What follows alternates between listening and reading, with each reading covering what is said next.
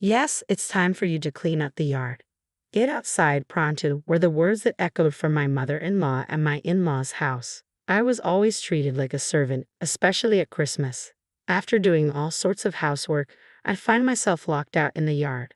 It was tough at first, but as the son's wife, I eventually accepted it. If I could endure it for a little while, I could go home. That's all I thought about, waiting for time to pass. One Christmas, thanks to my sister-in-law, I had an awakening.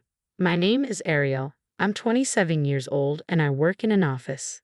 My husband Tom is 33 years older than me. We've been married for 3 years. I'm an indoor person preferring to relax at home on my days off. I'm not antisocial, just shy and not great with large groups. When I first met Tom, he was kind and reliable. I met him at a drinking party I attended with a friend. I thought it was a small gathering, but there were many strangers, and I wanted to go home right away. Tom was the one who helped me. I didn't know there would be so many people. Let's have a quiet drink over here, he suggested. He's a cheerful person and probably fine with crowds, but he stayed with me, chatting about various things. When it was time to move to the after party, he discreetly said, "It's better to go home now." He let me leave early. Such gatherings often exhaust me, but that day, thanks to him, I wasn't tired and actually had fun. He remained kind and reliable as we dated. As an indoor person, he took me to places I'd never seen before, showing me beautiful views. He was always gentle, escorting me wherever we went. In the 2 years we dated, we never fought. But after marriage, I saw a not-so-kind side of him. Perhaps it was inevitable. No longer just his girlfriend, but his son's wife. When he came home, "Is dinner ready? Can I take a shower?" He'd always ask. I work full-time, though I don't have overtime. Sometimes, depending on when my husband gets home, I can't get dinner or his shower ready in time. "I'll do it now. Just wait a little longer," I tell my husband, always rushing to prepare. If he realized things weren't ready, he'd let out a deep sigh and sit down on the sofa to watch TV. "Oh, beef stew again," he'd remark. I try to prepare in advance or get creative, but if it's the same menu, he gets upset, accusing me of slacking off. Even with simple dishes, my husband never helps. Instead, he leaves his socks under the sofa. He seemed like the epitome of a henpecked husband.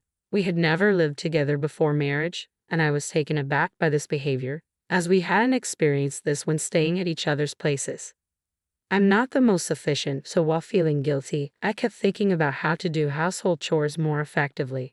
Apart from this, he was as kind as he always had been. I always thought it was just me failing as his wife. This feeling intensified whenever we visited my in-laws' house.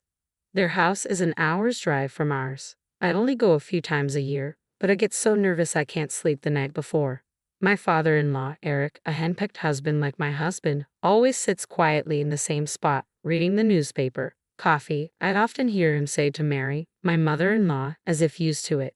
Mary prepares the coffee even before being asked and serves it right away. I guess my husband grew up seeing Mary do this and expects the same from me. Eric, being a man of few words, shows little interest in me, barely speaking beyond greetings. Mary is a strong, talkative woman, having been a housewife for years. She efficiently does her chores, probably finding my ineptitude frustrating. When at the in-laws, I cook with Mary, but she often scolds me. "What are you waddling for? Get those vegetables chopped now." I can only reply, "I'm sorry, I'll do it right away."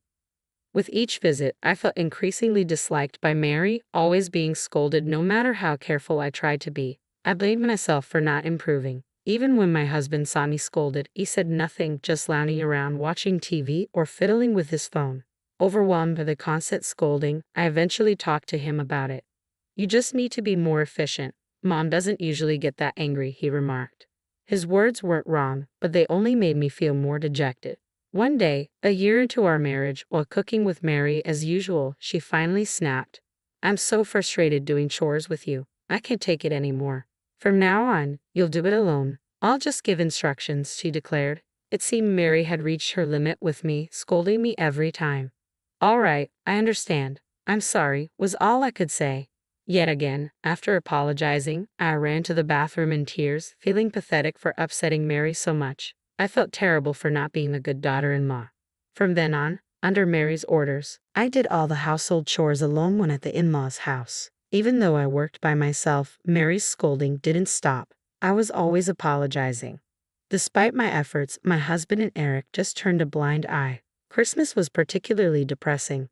My husband has 3 siblings, and his unmarried brother would come home for the holidays. Sally, my sister-in-law, living far away, only comes back once a year and spends her time at her husband's parents' house.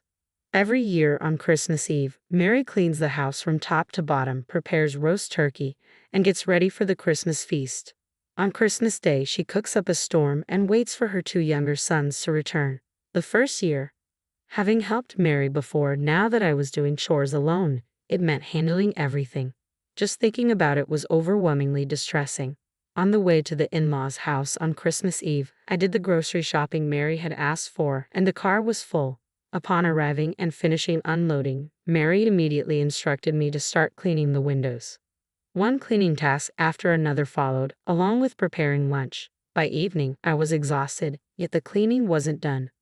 "What are you dawdling for? At this rate, we'll have to continue tomorrow." Mary kept scolding me. I was too tired even to apologize. When I finally finished cleaning, it was already dark outside. Then, I started preparing the roast turkey and cleaning up, and before I knew it, it was the next day. I hadn't even started preparing for tomorrow's meal. Sally hadn't instructed me on the preparations. "It needs to be ready by 11 a.m., she said before heading to bed. My husband and Eric had already fallen asleep. I spent the night desperately doing the meal prep. There was so much to do, and as I worked, I couldn't help but cry. Sally probably started cleaning and prepping not just on Christmas Eve, but several days before. It was unreasonable to expect me to do it all alone. I understood that, as a son's wife, I had to accept this, but I couldn't stop crying. Eventually, morning came while I was still prepping, and I had to start cooking right away to be ready by 11 a.m. I finished everything in time, feeling relieved that I managed to get it all done by 11 a.m. "Wow, this looks delicious." "Thanks, Mom," exclaimed the brothers.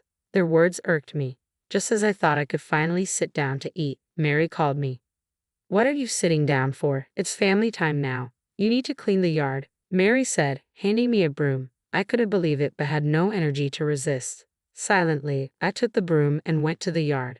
From inside the house, I could hear my family chatting and laughing, seemingly uncaring of my absence. The in-laws' house is in the north, and it was freezing that day. I didn't even have time to put on my coat, so I shivered uncontrollably as I tried to clean. Tears and a runny nose wouldn't stop. I kept telling myself it was my duty as a son's wife, just waiting for the time to pass. 3 hours passed before I was allowed back inside. I was so cold I could barely move, but Mary immediately said, "Hurry up with the cleaning." Shivering, I did the dishes. I knew I could go home soon, as my husband had to work from the second day. That thought kept me going. By the time I finished, it was time to leave. I was exhausted, having not slept since the day before. In the car on the way back, I cheerfully told my husband, "Am I going to spend every Christmas like this? I'm tired, cold, and I can't take it anymore." "Just be more efficient, and you can sleep next year. Stick on lots of disposable heating pads. Stop crying. It's bad luck for Christmas." His cold response angered me. I was starting to resent him. No, I think I already disliked him. I had time off until the 3rd, but I got sick from being outside in the cold and spent the rest of my Christmas break in bed. This treatment continued every time I went to the in-laws' house. The next Christmas Eve, I tried to prepare in advance and get more sleep. I even brought lots of disposable heating pads in case I had to go outside. But Mary criticized my pre-made dishes. "This is too salty. Start over," she said, rendering my efforts meaningless. Then she took all the heating pads from my bag. "Oh, disposable heating pads. These will be perfect for church." "Thank you," she said, taking them all. I couldn't sleep again because of the cleaning and cooking. After preparing the meal, I was sent outside to avoid catching the cold again. I wore a down jacket and took the disposable heating pads I had put in my pockets outside. Despite wearing thick clothes and carrying the heating pads, I couldn't stop shivering as it was snowing that day. About an hour later, a little boy came out of the house. "Wow, snow," he exclaimed. I was surprised. There shouldn't be any children inside. "Henry, put on your gloves," Mary called out. It turned out Sally had arrived unbeknownst to me while I was outside. Sally and her child had come to the in-laws' house. Apparently, she had a fight with her husband and didn't go to his parents' house this year. It was the first time I'd seen her since our wedding 3 years ago. When Sally saw me, she was surprised.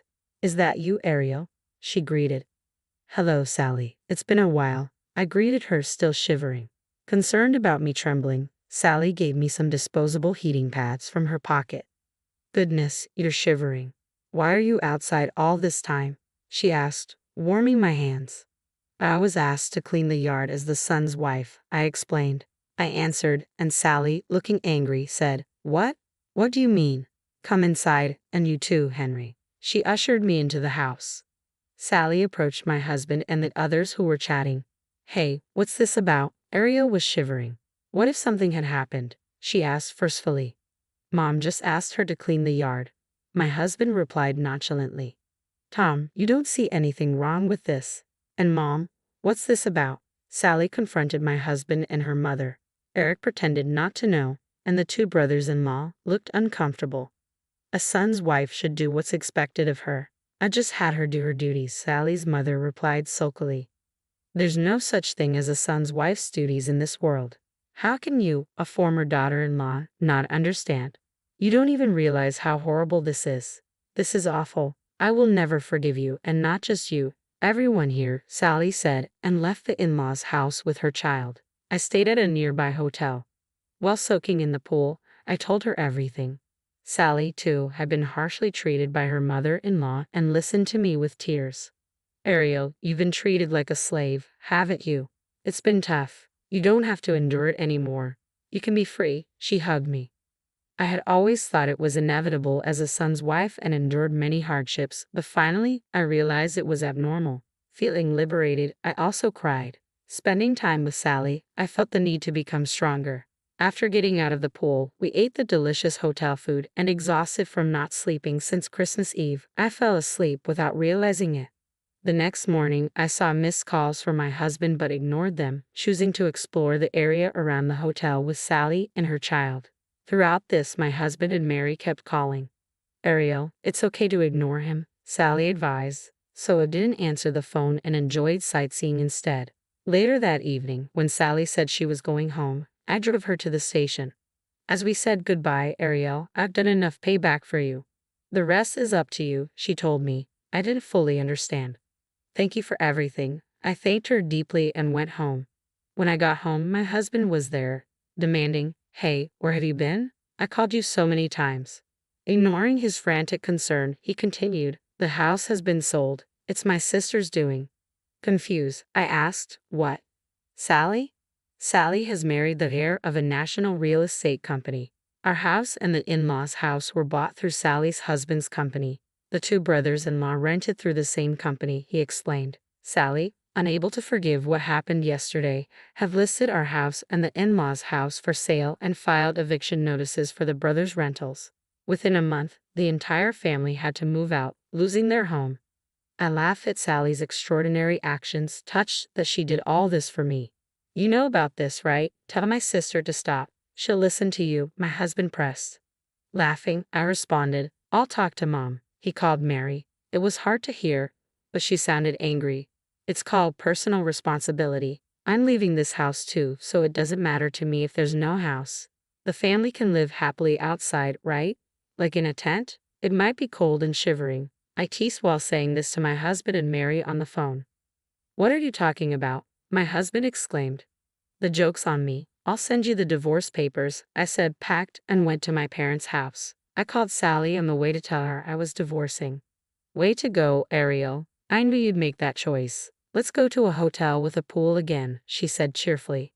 I'm grateful to Sally. If she hadn't come that day, I would have endured terrible treatment for decades.